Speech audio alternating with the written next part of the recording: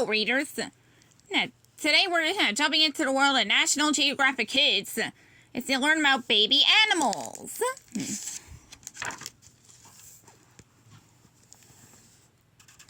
First page is titled, Learning at the Ape Academy.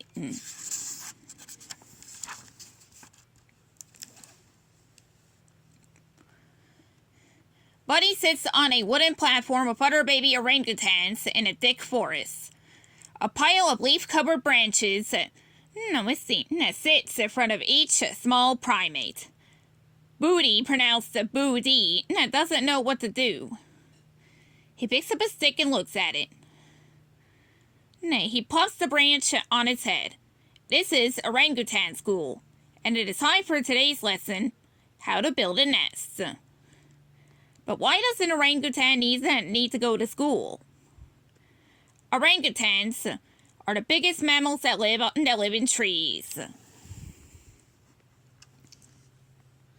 In the wild, the mother would see her baby how to build a nest, which is where they would sleep each night. But Budi was separated from his mother shortly after he was born. For the first year of Budi's life, someone kept him as an illegal pet. He became very sick.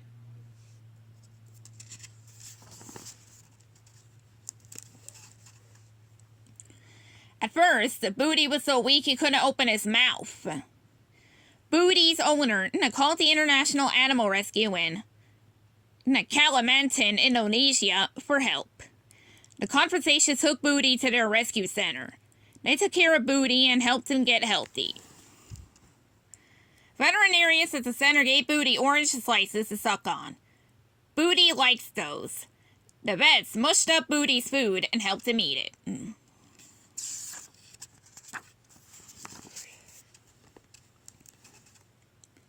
Within a few weeks, Budi started to grab onto things to pull himself up. He learned how to climb in a tall enclosed tower filled with branches, small hammocks, rubber ropes, and rings. Budi hadn't seen another orangutan since he lost his mother. Once he was healthy enough, volunteers introduced him to Jemmy, another orphan orangutan.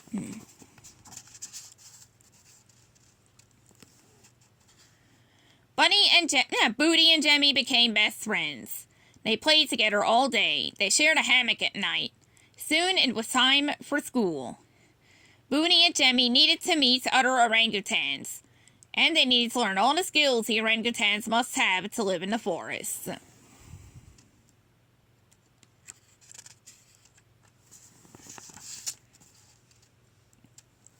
Step 1 was baby school.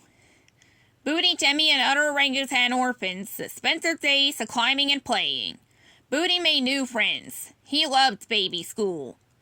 Budi and his classmates learned important lessons in the center's protected forests.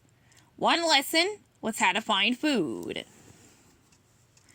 Orangutans have long, curved fingers and toes, perfect for climbing trees. Caregivers placed screens of fruits at different places. Sometimes the food was hidden in plain sight. Other times the students had to climb through a web of branches, rings, and rubber ropes to get it. While Budi was in baby school, he returned to the center to sleep at night. But one night Budi refused to go back to his den. He wanted to spend the night in the forest. Volunteers had also noticed that Budi no longer needed their help to do things. He was more confident and independent.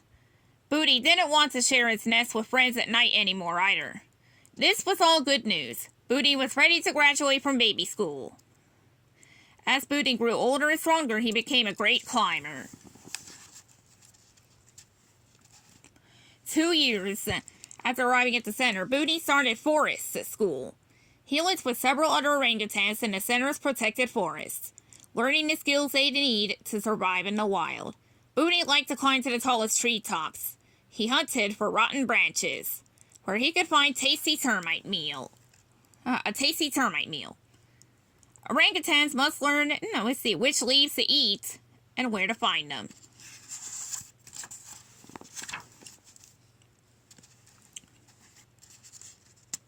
Budi kept practicing his orangutan skills and exploring the treetops.